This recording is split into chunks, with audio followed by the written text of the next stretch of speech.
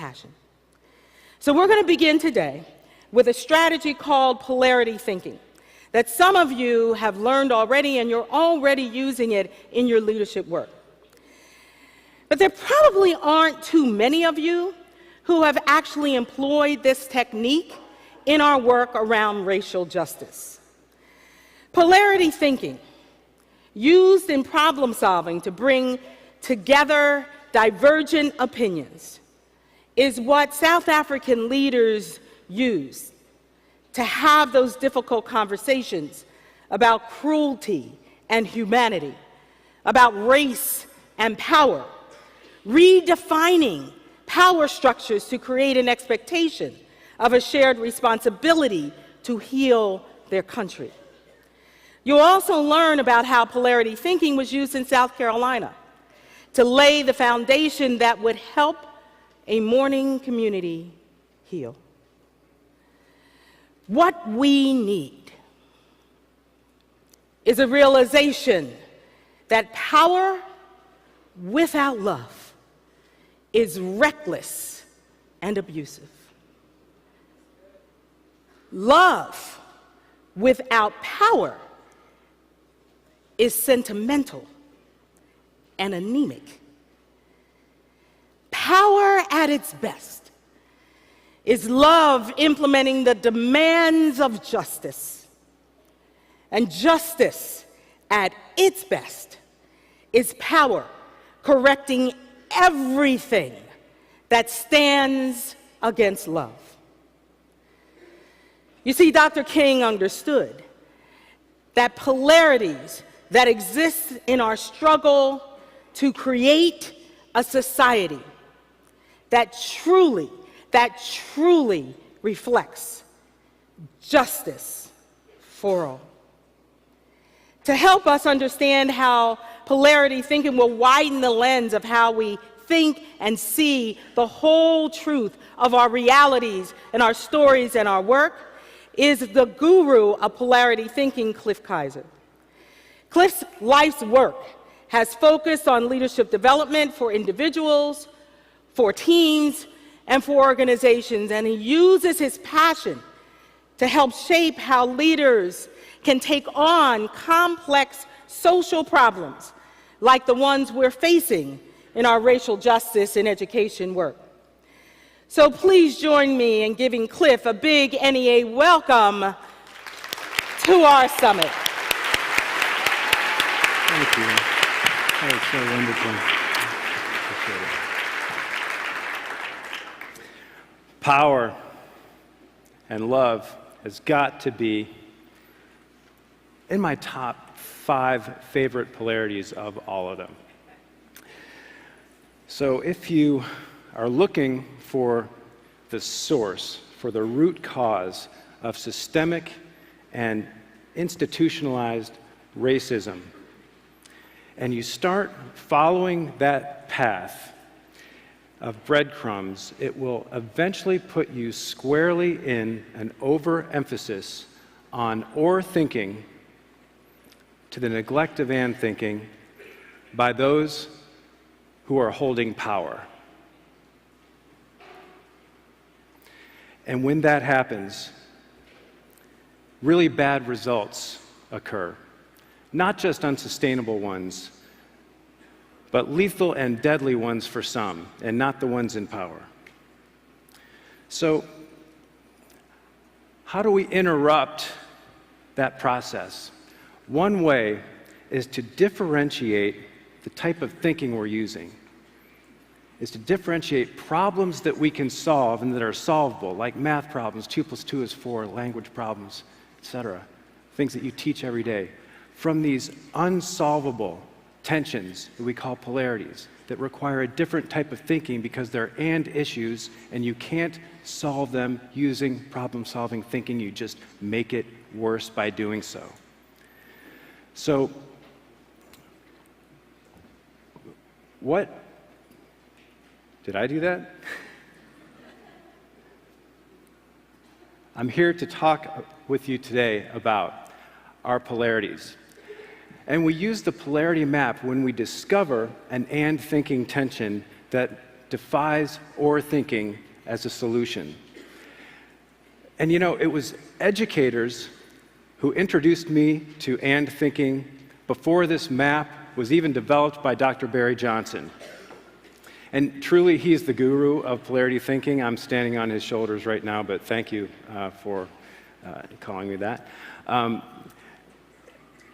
Educators were using this implicitly with me when my own racism started showing up because of some misunderstandings about race and some assumptions about race and about my own white privilege that started to show up literally from the first day I learned I was white. And those messages were rooted in that white was here and black and brown was here. And I remember the day that it happened. I was riding my bike through my hometown of Wheaton, Illinois. I was about 7 years old, and it was summertime. And people were out in their front yards, and they got the sprinklers going and the little rubber pools and all that. And I spotted a boy with black skin. And I went over, and I got introduced. We started hanging out, and I started learning about him. And he was just so cool, because, he was different than me, and he was older than me, so he had instant cred. And he lived in Chicago, and I didn't even know where that was, I don't think, at that point. And he had this huge scar on his chest that was from an operation to save his life when he was a baby. So I was learning all about Hart. His name was Hart. And I was so excited to go home and tell my friends about my new friend Hart. And that night I'm telling them, and I was saying, can he sleep over, come over? And they're like, well, tell us more about Hart. Well, he's black, he's got a scar, he's from Chicago, and he's really cool. And you can imagine in 1969 or 1970, whatever it was, that, what the conversation was like. And Hart just seemed to get a lot of special attention. And it was clear to me that my parents weren't really sharing the enthusiasm that I was. And I was asking myself, kind of, what's going on? It just seemed a little weird. There was something about this black or white thing. And the more questions I asked about, well, why, why this, why that, why can't it? Hart lives here, and we live here. And, well, he's probably poor, and well, I guess that means, we're not. And so these messages about, it was just clear that it was probably better to be white, okay? And every message and all the messages after that just tended to reinforce that narrative about this. When a friend couldn't go to another friend's pool because he was black because their parents didn't want him to swim in it. All manner of injustices that were just normalized deviance over and over and over that told me this. And it was educators, before this map was even in existence, that helped me access and thinking to say, Cliff, no, it's not this. We're all equal. We all matter. We're all important. We all deserve respect. And interrupted my narrative that had been developed. And they did it from a place of power and love. They didn't make me a bad kid, but they held me accountable. They stopped it. They helped me to own it, and they helped me to change it. I don't think of my parents as bad people, or I don't think of myself as evil, or their parents, or my country. And when we see it, we need to stop it. We need to hold that power to stop it. We need to do it from a place of love, and we need to own and be accountable for that part of it we hold, and we need to work to change it. So I'm standing here, really, thanks to educators like you who taught me about and thinking when I was a student. And I'm hoping that this process can make these difficult conversations about race easier with this process that'll make it maybe just a little bit faster and better for you. So let's dive into what is a polarity, first of all, and how do they work? So a polarity is an interdependent pair. And these pairs are ongoing. You can't solve them by choosing a pole as a solution. And so one example that I usually start with is, which is better, inhale or exhale? Okay, isn't that interesting? You're laughing. When I'm in front of a really smart group of people, they actually try to figure it out, like engineers. They're really good problem solvers, right? So here's the thing about any polarity. There are two truths, and I'm not talking about alternative truths. There are two truths in every polarity.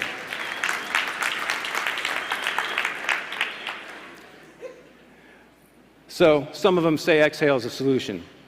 Some of them say inhale is a solution. They're both right.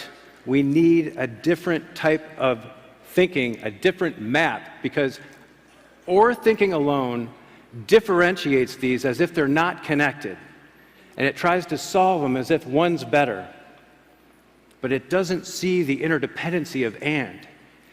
We need a better map for and thinking issues outside of an or thinking problem-solving approach. So we're going to do this together right now. I want everybody, on the count of 3, take a deep breath and hold it. Ready? You just got oxygen. That feels really good, right? Well, the longer I keep running my mouth, the less good it feels, right? So let it out. All right. So that felt pretty good. Why? Because you just got rid of carbon dioxide. All right, so you're in good shape there, but if you stopped there, you know and I know that something else is going to happen. And you're going to not have enough oxygen, and you're going to have to be going back to get oxygen again sometime soon. In this tension, you've got 2 problems and 2 solutions, and they're ongoing, and every single one of us is in it right now.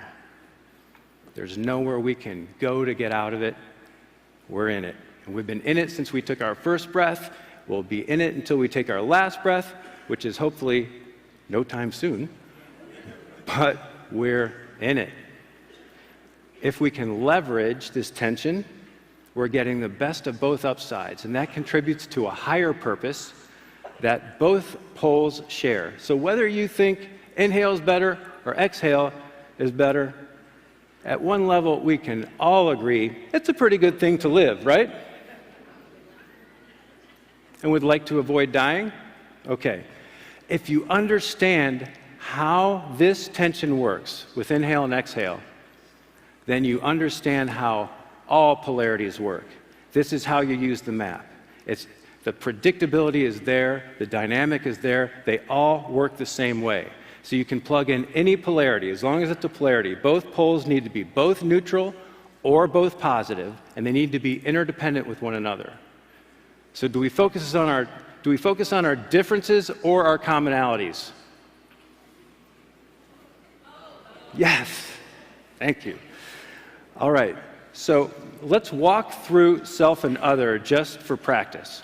When we get the upside of self, and if we had more time, it'd be fun to map this out all together, but I'm just going to show you a couple items from each of the upsides and downsides. When we focus on ourselves, we take care of our needs, we focus on our strengths, and that's a great place to be because we've all got these unique strengths, and we learned about our archetypal strengths, and we need to bring them to bear. We also need to take care of our own needs. But if we over-focus on ourselves to the neglect of others, then we can be viewed as selfish or cruel. Well, that's not a good thing. And any strength taken to an extreme can become a weakness. So if you're experiencing weaknesses, sometimes it's other people who have strengths that compensate for our own. So we can also pay attention to other people's needs when we look at the upside of paying attention to others. But if we overemphasize paying attention to others to the neglect of ourselves, we know where that leads. And that's neglecting your needs. Now, who in their right mind would do that?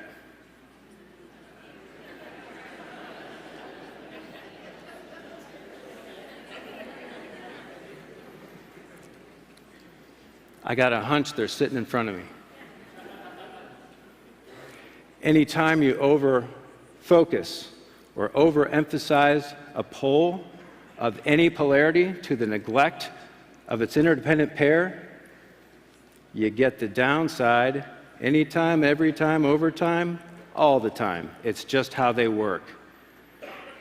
So if you happen to favor the other pole, say for taking care of students and other people's needs, you got a heck of a lot of vulnerability for that thing right there. And my wish for you is to be careful. Take care of yourself. Your students will be better for it, and so will you. The higher purpose for self and other here, I just called thriving relationships, but you could plug any higher purpose into your map if you were building this map with someone else. So this is a wisdom organizing container, this polarity map. All of them are unique when you're building these maps with the key stakeholders that you're sharing the tension with. Now, if you're here, which is where I was in study hall when I was about 11 or 12, telling off-color jokes with my friends, otherwise known as racist jokes, by the way. It was an educator who came over and sat down with us, pulled up a chair, smiling. We thought she was going to join in the fun. She sat down, she said, "Guys, I've been listening to your jokes, and I don't find them funny." Power. She stopped it. And I'm wondering why you think it's funny. Love. Ownership. Own the behavior. Okay, so you say you didn't mean it. Power. What do you mean by that? Love.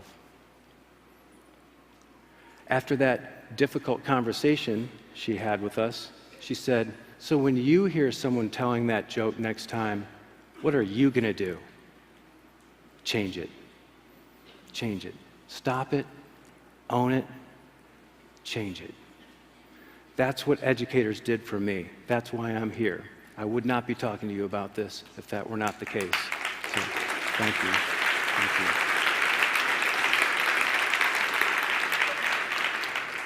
They interrupted my or thinking, and that wasn't the only time, by the way. I had educators stopping the whole class, not just because of me, but to talk about leaders who stood up for racial justice, put their lives on the line, and in some cases lost their lives. They did it the same way. They held their power, they did it with love, and they changed it. So, the goal with all polarities is leverage, and this is better than balance. Balance is like a C average. It's a little of this, little of that. What we're shooting for is this loop that you see on your map that is predominantly in the upside of both quadrants and minimizes the downsides. We call this leverage. It works the same way at the system level. And my friend Margaret Seidler and Police Chief Greg Mullen met at a community dinner where Margaret was hosting the community to talk about polarities, and she introduced them the same way I just did for you. And they were talking about their tensions that they could look at outside of just an either-or lens. And Chief Mullen was the new police chief, and he showed up there that night to meet people. It was 2010. He and Margaret got together, and they started looking at the tensions between the community and police in different ways.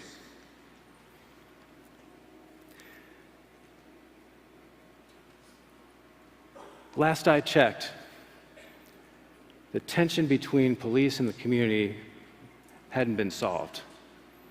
It was there 100 years ago. It'll be there 100 years from now. The question is, how well are we leveraging it? So they engaged a different kind of conversation outside of just an or lens alone and said, how can we enforce the law fairly, and how can we respect citizen rights? And they brought key stakeholders together to see these tensions as and tensions and to figure out how to do it better. With the backdrop of the stories we all know in cities across the nation, Charleston had its own tragedy. And I'm going to let Chief Mullen tell you the story from here. On June 17th of 2015, the city of Charleston experienced one of the most horrific events that it has ever experienced when an individual went into a historical black church in downtown Charleston and killed 9 of those individuals. His goal was to create a race war. With all of the things that were going on around the country and the problems that the police and communities were having, and for us to have this situation, it had a lot of potential for bad things to happen. When they didn't, and when it became a unifying concept instead of a destroying and a disruptive concept, we had to do something to build on that. And over the past 9 years, the police department specifically had been working very hard to create trusting relationships within our community through all types of outreach. So that's kind of what created the Illumination Project. We had 22 facilitators from throughout the community volunteering their time to come to 33 listening sessions that we held. There were lots of people that gave us really raw and personal experiences that they have had with the police over their lives. Sometimes that's very difficult to sit and listen to. And I think at the same time, the understanding that the officers received from that, and then having the officers be there to share some of their experiences, was a very, very powerful thing.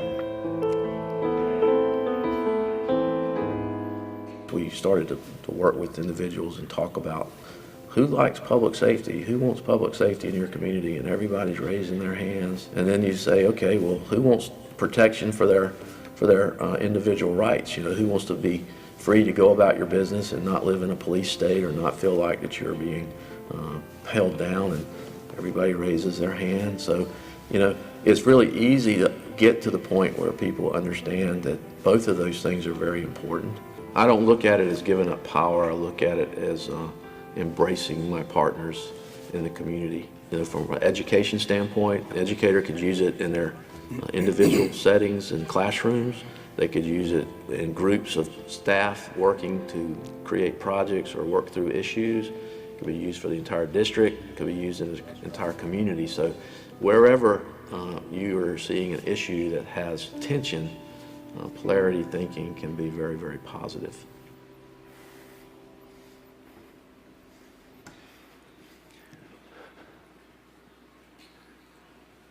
First step is to see it. The seeing is enhanced by mapping. Then you have to figure out where are we on these things? How are we doing? And then we learn from that in the process. We learn about each other. We see ourselves and others more completely. We hear each other's stories.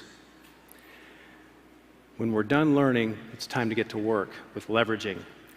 And one of the outcomes of this project was they identified 2,200 ideas for actions police and citizens could take to improve the relationship and build trust. And that trust building isn't easy, especially when you've got history playing into it, and it takes a long time to rebuild. And they're on their way, and it's not going away. The work is never done. But trying to empower with actions both upsides and minimize the downsides by looking at what are the early warnings that tell us when we're starting to get into these downsides before they happen. They're working to leverage this tension and to do it differently. I want to introduce you to the part-whole polarity, and we're all in this one as well, in the systems that we're a part. When we get the benefits of the part, just think about your part. We get freedom and uniqueness and initiative. But if we over-focus on our part to the neglect of the whole, it can lead to inequality and poor coordination and internal competition, which isn't helpful. So we look at the benefits of focusing on the whole, which is equality and connectedness and synergy. But if we overemphasize the whole to the neglect of the parts, we lose freedom, we lose control, and there can be a loss of initiative. We're all in this tension, and when we leverage this tension, there's a thriving NEA at the end of the story. When we look at this as a system, We're all in it in the mission and vision to help students and educators. And if we're doing a really good job of that, the assumption is that we've got a lot of successful students and educators, which means we got better schools. If we got better schools, then we got better locals. We got better locals, we got better states. We got better states, we got a better national. And so this is where all of us are part of the part and whole energy chain. We're all parts and we're all wholes at some level, and we're all in it to win it, right?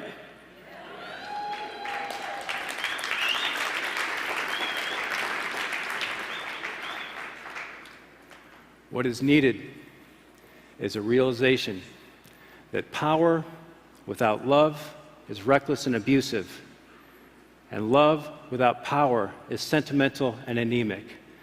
Power at its best is love implementing the demands of justice, and justice at its best is power correcting everything that stands against love.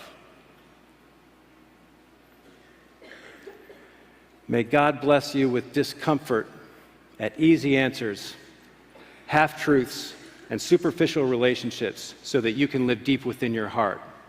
May God bless you with anger at injustice, oppression, and exploitation of people so that you can work for justice and freedom and peace. And may God bless you with tears to shed for those who suffer from pain, rejection, starvation, and war so that you can reach out your hand and comfort them and turn their pain into joy. And may God bless you with enough foolishness to believe that you can make a difference in this world so that you can do what others claim cannot be done. Go high.